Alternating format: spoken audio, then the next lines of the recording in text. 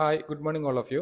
ഈ ഒരു വീഡിയോയിലൂടെ നമ്മൾ ഡിസ്കസ് ചെയ്യുന്നത് third module attention and perception എന്ന മൊഡ്യൂളിലെ ഡെപ്ത് പെർസെപ്ഷൻ അല്ലെങ്കിൽ ഡിസ്റ്റൻസ് പെർസെപ്ഷൻ എന്നുള്ള പ്രധാനപ്പെട്ട ഒരു ടോപ്പിക്കാണ്. പെർസെപ്ഷൻ എന്നുള്ളത് നമ്മൾ ഓൾറെഡി പഠിച്ചതാണ്. പെർസെപ്ഷൻ എന്ന് പറയുന്നത് നമുക്ക് കിട്ടുന്ന സെൻസറി ഇൻഫർമേഷൻസിനെ നമ്മൾ ഇൻ്റർപ്രറ്റ് ചെയ്യുന്നതിനെയാണ് പെർസെപ്ഷൻ എന്ന് പറയുന്നത്. അഥവാ സെൻസേഷൻ എന്നുള്ളത് നമുക്ക് സെൻസറി റിസപ്റ്റേഴ്സിലൂടെ അല്ലെങ്കിൽ സെൻസറി ഓർഗൻസിലൂടെ എക്സ്റ്റേണൽ ആയിട്ടുള്ള ഇൻഫോർമേഷൻസ് അല്ലെങ്കിൽ എക്സ്റ്റേണൽ ആയിട്ടുള്ള സ്റ്റിമുലസ് നമ്മുടെ ബ്രെയിനിലെത്തുകയും ആ ബ്രെയിന് ആ സെൻസറി ഇൻഫർമേഷൻസിനെ മീനിങ് ഫുള്ളി ഇൻ്റർപ്രറ്റ് ചെയ്യുകയും ചെയ്യുന്ന ഒരു ഫിനോമിന അല്ലെങ്കിൽ ആ ഒരു മെൻ്റൽ പ്രോസസ്സിനെയാണ് നമ്മൾ പെർസെപ്ഷൻ എന്ന് പറയുന്നത്. പെർസെപ്ഷനിലൂടെയാണ് നമ്മൾ ലോകത്തെ മനസ്സിലാക്കുന്നത് അല്ലെങ്കിൽ ഒബ്ജക്റ്റിന് ഒരു മീനിങ് ഫുൾ ആയിട്ടുള്ള ഇൻ്റർപ്രിറ്റേഷൻസ് കൊടുക്കുന്നത്. പെർസെപ്ഷൻ എന്ന് പറയുന്നത് simply interpretation of sensory informations എന്നുള്ളത് നമുക്ക് പറയാം. ഇൻ്റർപ്രിറ്റേഷൻ ഓഫ് സെൻസറി ഇൻഫർമേഷൻസ് നമുക്കറിയാം. നമുക്കൊരു 2D അല്ലെങ്കിൽ ഒരു ഫ്ലാറ്റ് ആയിട്ടുള്ള ഒരു വേൾഡാണ് നമുക്ക് ചുറ്റുമുള്ളത് അല്ലേ. നമ്മുടെ റെറ്റിന എന്ന് പറയുന്നത് നമ്മുടെ റെറ്റിനയിലൂടെയാണ് നമ്മൾ കാഴ്ചകൾ കാണുന്നത്. നമ്മുടെ റെറ്റിന എന്ന് പറയുന്നത് ഒരു 2D ആണ് അല്ലെങ്കിൽ ഒരു ഫ്ലാറ്റ് ആയിട്ടുള്ള ഒരു ഇമേജ് മാത്രമേ നമുക്ക് നൽകാൻ വേണ്ടി പറ്റുള്ളൂ. നമ്മൾ ഈ ഒരു ഫോണിൻ്റെ ക്യാമറ പോലെ അല്ലെങ്കിൽ ഒരു 2D ക്യാമറ നമുക്ക് നൽകുന്ന ടൈപ്പ് ഓഫ് ഇമേജ് മാത്രമേ ശരിക്കും നമ്മുടെ റെറ്റിനയ്ക്ക് അല്ലെങ്കിൽ നമ്മുടെ ഐസിന് നമുക്ക് നൽകാൻ വേണ്ടി പറ്റുള്ളൂ.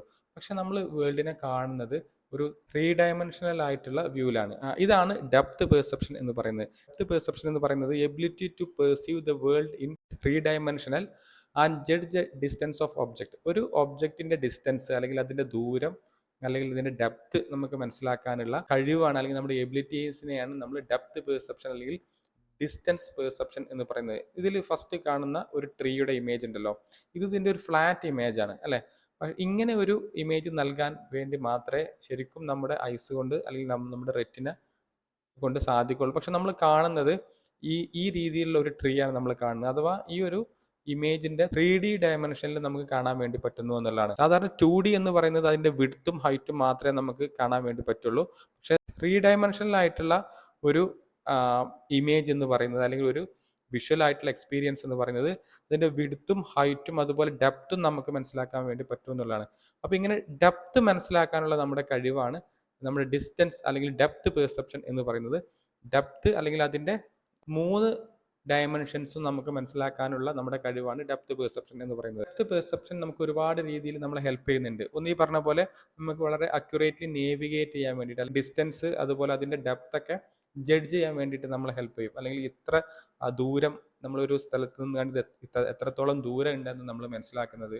അതുപോലെ തന്നെ എന്തെങ്കിലും ടൂൾ നമ്മൾ യൂസ് ചെയ്യുന്നത്, അതുപോലെ തന്നെ സ്പോർട്സ് പെർഫോമൻസിൽ, അതുപോലെ എന്തെങ്കിലും ഒരു വസ്തു നമുക്ക് ക്യാച്ച് ചെയ്യാൻ വേണ്ടിയിട്ട്, നമ്മുടെ ഐ ഹാൻഡ് കോർഡിനേഷന് വേണ്ടിയിട്ട്, അതുപോലെ തന്നെ നമ്മൾ ഡ്രൈവ് ചെയ്യുമ്പോൾ ഡ്രൈവിങ്ങിലും അല്ലെങ്കിൽ നമ്മൾ നടന്നു പോകുമ്പോഴും ഇങ്ങനെയുള്ള അല്ലെങ്കിൽ നമുക്ക് കൃത്യമായിട്ട് നേവിഗേഷൻസും സ്പേഷ്യൽ ആയിട്ടുള്ള അവയർനെസ് ഓരോ ഒബ്ജക്റ്റുകൾ തമ്മിലുള്ള ഡിസ്റ്റൻസ് നമ്മൾ ക്ലിയർലി മനസ്സിലാക്കുന്നതൊക്കെ നമ്മൾ ഈ ഡെപ്ത് പെർസെപ്ഷൻ എന്നുള്ള നമ്മുടെ എബിലിറ്റി വെച്ചിട്ടാണ്. ഇതാണ് ഡെപ്ത് പെർസെപ്ഷൻ എന്ന് പറയുന്നത്. പ്രധാനമായിട്ടും 2 മെയിൻ ക്യൂസ് ആണ് ഡെപ്ത് പെർസെപ്ഷൻ ഉള്ളത്. 2 ക്യൂസ് വെച്ചിട്ടാണ് നമ്മൾ പ്രധാനമായിട്ടും ഒരു വസ്തുവിന്റെ ഡിസ്റ്റൻസും ഡെപ്ത് ഒക്കെ നമ്മൾ മനസ്സിലാക്കുന്നത്. ഇതിൽ ഒന്നാമത്തത് മോണോക്കുലാർ ക്യൂ ആണ്, രണ്ടാമത്തത് ബൈനോക്കുലാർ ക്യൂ ആണ്. മോണോക്കുലാർ ക്യൂ എന്ന് പറയുന്നത് സാധാരണ നമ്മൾ ഒരൊറ്റ ഐസ് കൊണ്ട് അല്ലെങ്കിൽ നമ്മുടെ ഒറ്റ ഐ കൊണ്ട് നമ്മളൊരു ഡെപ്ത് മനസ്സിലാക്കാൻ നമ്മളെ ഹെൽപ്പ് ചെയ്യുന്നതാണ് മോണോക്കുലാർ ക്യൂ എന്ന് പറയുന്നത്.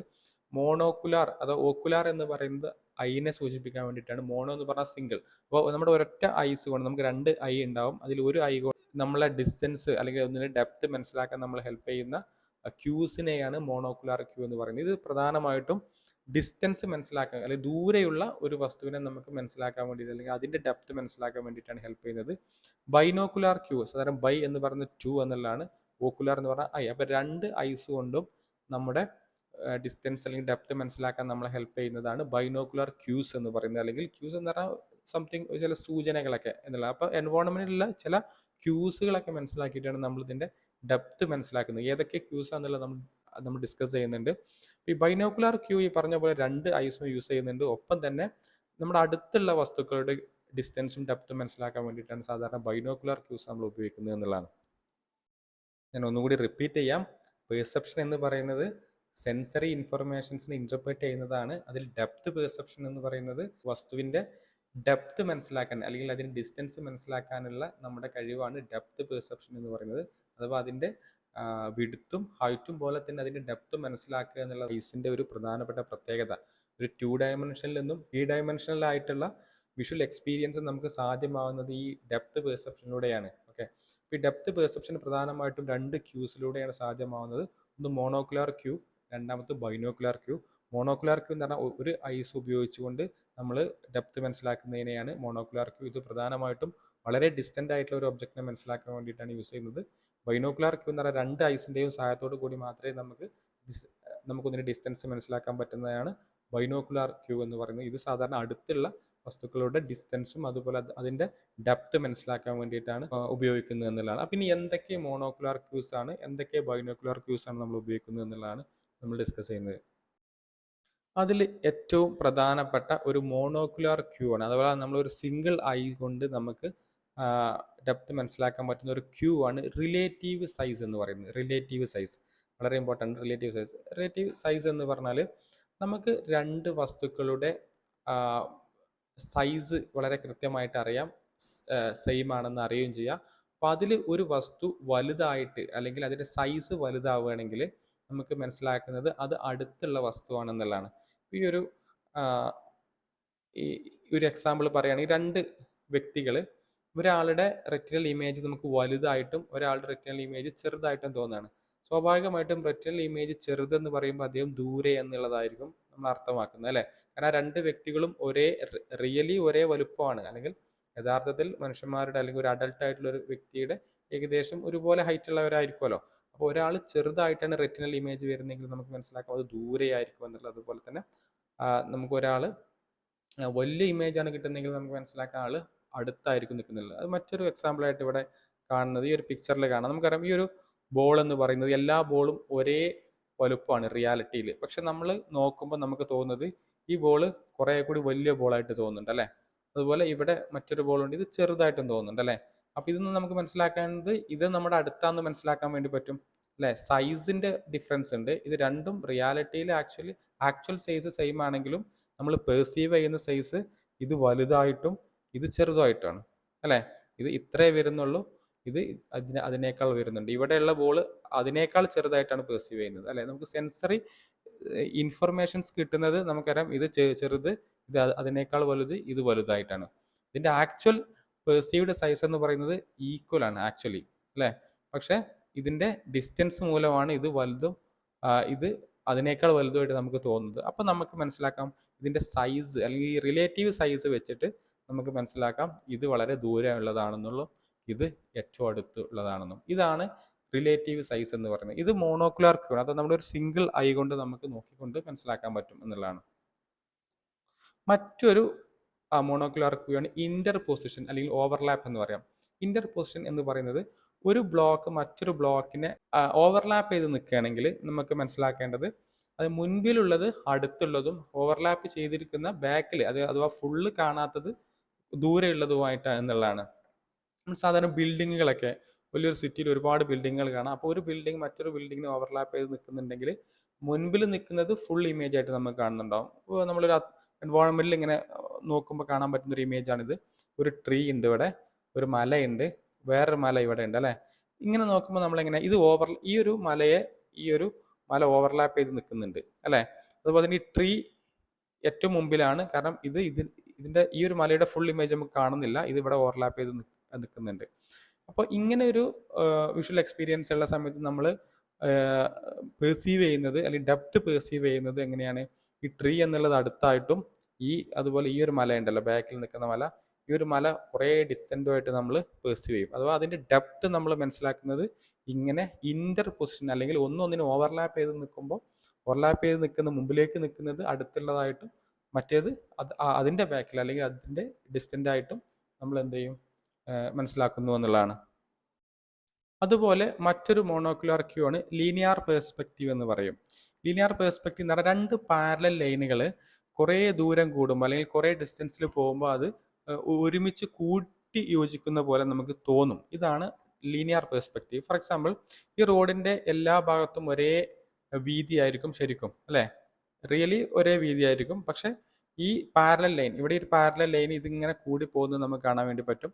ഇവിടെ അതുപോലെ കൂടി പോകുന്നത് കാണാൻ പറ്റും. ഇത് നമ്മൾ ഒരു റോഡിലേക്ക് നോക്കുമ്പോൾ നമുക്ക് ഉണ്ടാകുന്ന ഒരു വിഷ്വൽ എക്സ്പീരിയൻസ് ഇങ്ങനെയാണ്.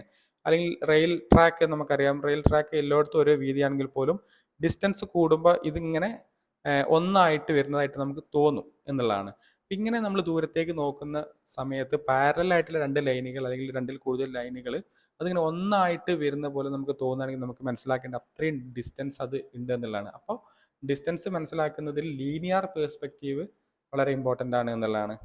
അതുപോലെ മറ്റൊരു മോണോക്കുലാർ ക്യൂ ആണ്, അല്ലെങ്കിൽ ഒരു ഐസ് കൊണ്ട് നമ്മൾ ഡെപ്ത് മനസ്സിലാക്കുന്ന വഴിയാണ് ടെക്സ്ചർ ഗ്രേഡിയന്റ് എന്ന് പറയും. അഥവാ ഒരു ഒബ്ജക്റ്റ് നമ്മൾ അടുത്ത് നിൽക്കുന്ന സമയത്ത് നമുക്ക് അതിന്റെ ഡീറ്റെയിലിംഗ് അറിയാൻ വേണ്ടി പറ്റുന്നു. അതുപോലെ ഡിസ്റ്റൻസ് കൂടുന്ന വഴി അത് സ്മൂത്ത് ആയിട്ട് അല്ലെങ്കിൽ കൂടുമ്പോൾ അതിന്റെ ലുക്ക് സ്മൂത്തർ ആയിട്ട് മാറുന്നു എന്നുള്ളതാണ്.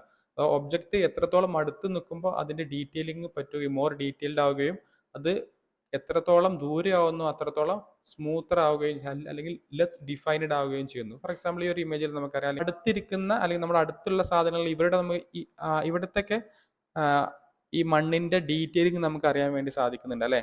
വളരെ ഡീറ്റെയിലിംഗ് ആയിട്ടുള്ള വിഷ്വൽ എക്സ്പീരിയൻസ് നമുക്കിവിടെ കിട്ടുന്നുണ്ട്. പക്ഷേ ഇതേ ടെക്സ്ചർ തന്നെയാണ് ആക്ച്വലി ദൂരെ ഉള്ളതും. പക്ഷെ നമുക്ക് കിട്ടുന്ന സെൻസറി ഇൻഫർമേഷൻ എന്ന് പറയുന്നത് ഇവിടെ വളരെ സ്മൂത്ത് ആയിട്ടാണ് ഫീൽ ചെയ്യുന്നത് അല്ലെ. ഈ ഭാഗത്ത് വളരെ സ്മൂത്ത് ആയിട്ട് ഫീൽ ചെയ്യുന്നുണ്ട്. അപ്പോൾ ഡിസ്റ്റൻസ് കൂടുമ്പോൾ സ്മൂത്ത് ആയി മാറുന്നു. ഒപ്പം തന്നെ അടുത്താണെങ്കിൽ നമ്മുടെ അടുത്ത് കിടക്കുന്ന സ്ഥലങ്ങളൊക്കെ എന്താണ് വളരെ ഡീറ്റെയിൽഡ് ആയിട്ടുള്ള വിഷ്വൽ എക്സ്പീരിയൻസും നമുക്ക് കിട്ടുന്നു എന്നല്ല. അപ്പോൾ ഇത് വെച്ചിട്ട് നമ്മൾ എന്ത് ചെയ്യുന്നുണ്ട്, ഒരു ഡിസ്റ്റൻസും ഡെപ്തും നമുക്ക് ബ്രെയിനിൽ അല്ലെങ്കിൽ നമുക്ക് പെർസെപ്ഷനിൽ ഇതിൻ്റെ ഡെപ്ത് മനസ്സിലാക്കാൻ വേണ്ടിയിട്ട് ഇത്തരത്തിലുള്ള റേഡിയൻറ്റുകൾ നമ്മളെ ഹെൽപ്പ് ചെയ്യുന്നു എന്നുള്ളതാണ്. മറ്റൊരു പ്രധാനപ്പെട്ട മോണോക്കുലാർ ക്യൂ ആണ് മോഷൻ പാരലക്സ് എന്ന് പറയുന്നത്. മോഷൻ പാരലക്സ് സാധാരണ നമുക്കൊക്കെ ഉണ്ടാകുന്ന ഒരു എക്സ്പീരിയൻസ് ആണ്. നമ്മളൊരു ബസ്സിലൊക്കെ യാത്ര ചെയ്യുന്ന സമയത്ത് നമുക്കൊരു ഫിക്സേഷൻ പോയിന്റ് അല്ലെങ്കിൽ നമ്മളൊരു ഒബ്ജക്റ്റിലേക്ക് വണ്ടി മൂവ് ചെയ്യുന്നുണ്ട്, വാഹനം സ്പീഡിൽ മൂവ് ചെയ്യുന്ന സമയത്ത് നമ്മളൊരു മരത്തിലേക്കോ ഏതെങ്കിലും ഒരു ഒബ്ജക്റ്റിലേക്ക് നമ്മൾ നോക്കുന്ന സമയത്ത് കുറേ വസ്തുക്കൾ അല്ലെങ്കിൽ നമ്മളോട് ഏറ്റവും അടുത്ത് നിൽക്കുന്ന വസ്തുക്കൾ കുറേ മരങ്ങളൊക്കെ നമ്മൾ പോകുന്നതിൻ്റെ ഓപ്പോസിറ്റ് ഡയറക്ഷനിൽ മൂവ് ചെയ്യുന്നതായിട്ട് നമുക്ക് ഫീൽ ചെയ്യും അല്ലേ. നമ്മളിങ്ങനെ വണ്ടിയിൽ നിന്നിട്ട് നമ്മൾ ഔട്ട് സൈഡിലേക്ക് നോക്കുമ്പോൾ അല്ലെങ്കിൽ നമ്മൾ ബസ്സിലിരുന്ന് പുറത്തേക്ക് നോക്കുമ്പോൾ ആ റോഡ് സൈഡിലുള്ള മരങ്ങളൊക്കെ ഓപ്പോസിറ്റ് ഡയറക്ഷനിൽ ഇങ്ങനെ സ്പീഡിൽ മൂവ് ചെയ്യുന്ന പോലെ തോന്നും. അതുപോലെ തന്നെ വളരെ ദൂരെയുള്ള നമ്മൾ ഫിക്സ് ചെയ്യുന്ന പോയിന്റിന്റെ കുറെ ദൂരെയുള്ള വസ്തുക്കൾ അത് നമ്മൾ പോകുന്ന അതേ ഡയറക്ഷനിൽ മൂവ് ചെയ്യുന്ന പോലെ തോന്നും. ഇവിടെ ഈ എക്സാമ്പിളിൽ പറയുന്ന പോലെ ഈ ഒരു വ്യക്തി ഇവിടെ ഒരു വാഹനത്തിൽ ഇരുന്ന് യാത്ര ചെയ്യാണ്. അദ്ദേഹം പോകുന്നത് ഈ ഒരു ഡയറക്ഷനിലാണ്, ഇങ്ങോട്ടാണ് അദ്ദേഹം പോകുന്നത്.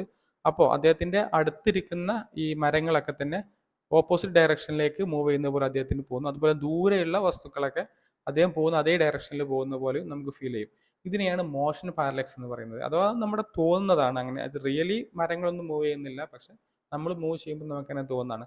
അപ്പോൾ അത് വെച്ചിട്ട് നമുക്ക് ഡിസ്റ്റൻസ് മനസ്സിലാക്കാൻ പറ്റും യാത്രയിലൊക്കെ. കാരണം നമ്മൾ പോകുന്ന അതേ ഡയറക്ഷനിലാണ് പോകുന്നതെങ്കിൽ നമുക്ക് മനസ്സിലാക്കാം അത്തരം വസ്തുക്കൾ ഫിക്സേഷൻ പോയിന്റിന്റെ ദൂരെയാണെന്ന് മനസ്സിലാക്കാം. അതുപോലെ തന്നെ നമ്മൾ മൂവ് ചെയ്യുന്ന ഡയറക്ഷൻ്റെ ഓപ്പോസിറ്റ് ആണ് പോകുന്നത്. ഇപ്പം മരങ്ങളൊക്കെ റോഡ് സൈഡിൻ്റെ അടുത്തുള്ള മരങ്ങളൊക്കെ ഓപ്പോസിറ്റ് ഡയറക്ഷനിലാണ് പോകുക, അത് നമ്മൾ അടുത്താണെന്ന് മനസ്സിലാക്കാൻ വേണ്ടി പറ്റും. ദൂരെയുള്ളത് നമ്മൾ പോകുന്ന അതേ ഡയറക്ഷനിലായിരിക്കും മൂവ് ചെയ്യുന്നത് പോലെ നമുക്ക് തോന്നുക. അപ്പം ഇങ്ങനെ മോഷൻ പാരലക്സ് എന്നുള്ളത് നമുക്ക് എത്രത്തോളം ഡെപ്തും ഡിസ്റ്റൻസും മനസ്സിലാക്കാൻ വേണ്ടിയിട്ട് നമ്മളെ ഹെൽപ്പ് ചെയ്യുന്നു എന്നുള്ളതാണ്. അതുപോലെ മറ്റൊരു മോണോക്കുലാർ ക്യൂ ആണ് അറ്റ്മോസ്ഫിയറിക് പെർസ്പെക്റ്റീവ് അല്ലെങ്കിൽ ഏരിയൽ പെർസ്പെക്റ്റീവ് എന്നതിനെ പറയും. അറ്റ്മോസ്ഫിയറിക് പെർസ്പെക്റ്റീവ് ഇത് സിമ്പിളാണ്. നമ്മൾ മലകളൊക്കെ നോക്കും, മലകളൊക്കെ കാണുന്ന സമയത്ത് ഇവിടെ ഈ പിക്ചറിൽ കാണിച്ച പോലെ എത്രത്തോളം ഡിസ്റ്റൻസ് കൂടുന്നു അത്രത്തോളം ഡിസപ്പിയർ ആവും. അല്ലെങ്കിൽ ഇവിടെ ഒരുപാട് മലകൾ നമുക്ക് കാണാൻ വേണ്ടി പറ്റും. കുറെ കൂടി ഒരു മഞ്ഞ് മൂടിയ പോലെ നമുക്ക് തോന്നുന്നത് ഈ ലാസ്റ്റ് അല്ലെങ്കിൽ ഏറ്റവും ഡിസ്റ്റൻസ് ആയിട്ട് കിടക്കുന്ന ഈ മലകളെ നമുക്ക് മഞ്ഞ് മൂടിയ പോലെ നമുക്ക് ഫീൽ ചെയ്യും. അതുപോലെ തന്നെ അത് കുറെ കൂടി ബ്ലററായിട്ട് നമുക്ക് ഫീൽ ചെയ്യും.